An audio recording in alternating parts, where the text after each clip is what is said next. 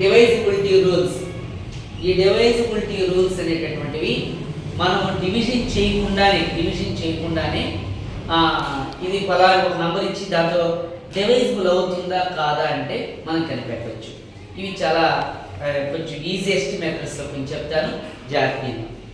ఫస్ట్ది డివైజిబిలిటీ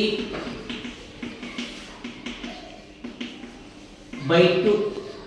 2తో డివైజిబుల్ అవ్వాలి అంటే రూల్ ఏంటంటే డివైజిబిలిటీ బై 2. దీని రూల్ ఏంటంటే ఏదైనా ఒక నంబర్ యొక్క యూనిట్ ప్లేస్లో లేకపోతే వన్స్ ప్లేస్లో 0, 2, 4, 6, 8 ఈ డిజిట్స్ కానీ ఉంటే 0, 2, 4, 6, 8 ఈ డిజిట్స్ కానీ ఉంటే అది 2తో డివైజిబుల్ అవుతుంది. లేని ఎడల అది 2తో డివైజిబుల్ కాదు. ఫర్ ఎగ్జాంపుల్ ఇది చూడండి. ఎగ్జాంపుల్ 2463 అని ఉంది. దీని యొక్క వన్స్ ప్లేస్ లేక యూనిట్ ప్లేస్లో ఎంత ఉంది? 3 ఉంది. 3 ఉంది కాబట్టి ఇది నాట్ డివైజిబుల్ బై 2. నాట్ డివైజిబుల్ బై 2 అంటే మనం పూర్తిగా దీన్ని డివిజన్ చేసి చెప్పాల్సిన అవసరం లేదు. ఇక్కడ ఉన్నటువంటి దీన్ని ఆధారం చేసుకొని మనం ఇది ఎస్ ఆర్ నో చెప్పచ్చు. అర్థమవుతుందా? ఒక ప్రశ్న చూడండి. Which of the following is divisible by 2 అని చదువుకున్నాం. By 2 A 1703, B 1329, C 1161, D 7030. ఏది కరెక్ట్ ఆన్సర్ అంటే D is the correct answer. Because దీని యొక్క వన్స్ ప్లేస్లో ఎంత ఉంది? 0 ఉంది యూనిట్ ప్లేస్లో. కాబట్టి ఇది 2తో డివైజిబుల్ అవుతుంది. అది అండర్స్టాండ్ డివైజిబిలిటీ రూల్స్లో 2 యొక్క డివైజిబిలిటీ ఎలా అనేది అర్థమైందా? ఇప్పుడు మనం నెక్స్ట్ డివైజిబిలిటీ బై 3 చూద్దాం. 3తో డివైజిబుల్ ఎలా అవుతుంది అనేటప్పుడు చూద్దాం. దీని రూల్ ఏంటంటే 3తో డివైజిబుల్ అవ్వాలంటే కండిషన్ ఏంటంటే సమ్ ఆఫ్ ద డిజిట్స్. ఏంటి? Some of the digits.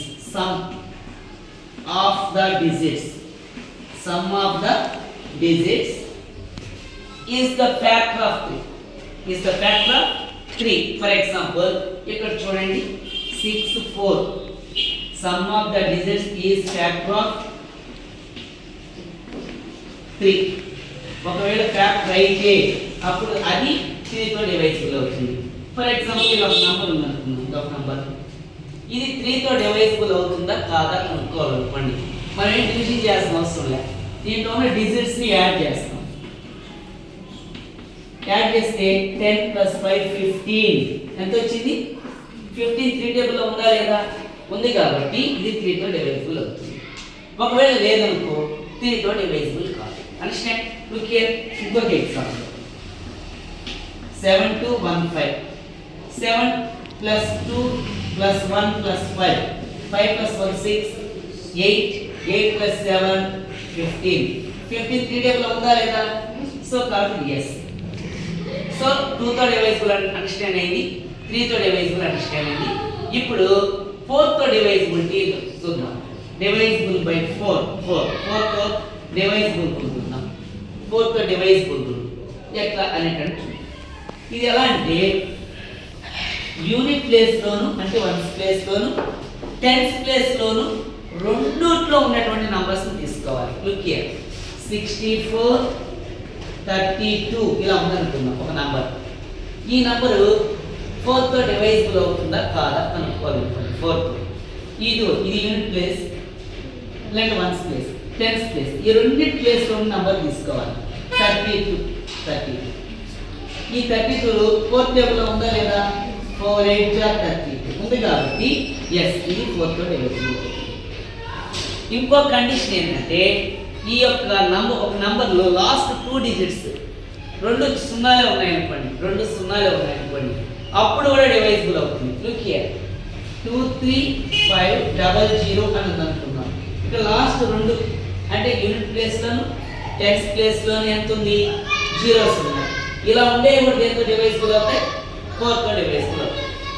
ఇప్పుడు మనం 2తో డివైజిబిలిటీ ఏంటి? 3 తో డివైజిబిలిటీ అయింది, 4th అయింది. ఇప్పుడు 5 తో డివైజిబిలిటీ వచ్చింది.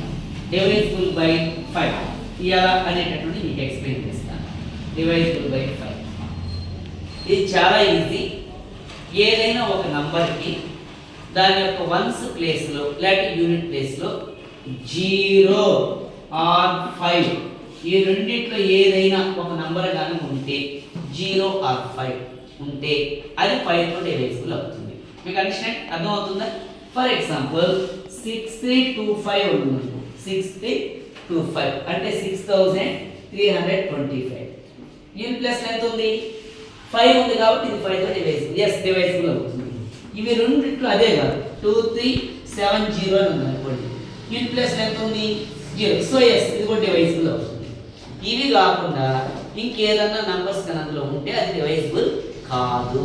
ఫర్ ఎగ్జాంపుల్ 5324 అనుకో, ఇది డిస్టింక్షన్గా డివైజిబుల్ కాదు. కాబట్టి ఇట్స్ నాట్ పాసిబుల్. అండర్స్టాండ్? అర్థమైందా? కాబట్టి డివైజిబిలిటీ బై 5. నెక్స్ట్ ఇప్పుడు డివైజిబిలిటీ బై 6 చూద్దాం. ఇది కొంచెం జాగ్రత్తగా వినండి. డివైజిబిలిటీ బై 6 అనేటటువంటిది కొంచెం జాగ్రత్తగా వినండి. ఎలా అనేటటువంటి చూద్దాం. డివైజిబిలిటీ బై 6.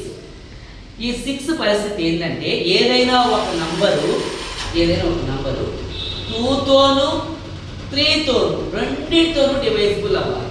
అలా అయితే అది 6 తో డివైజిబుల్ అవుతుంది. ఎట్లా చూద్దాం. ఫర్ ఎగ్జాంపుల్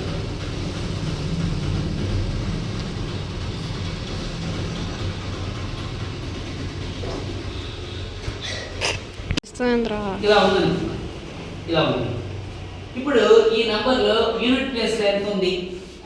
4 ఉంది కాబట్టి s/2 ఇది 2 తో డివైజిబుల్ అవుతుంది. ఈ నంబర్స్ అంతా యాడ్ చేద్దాం.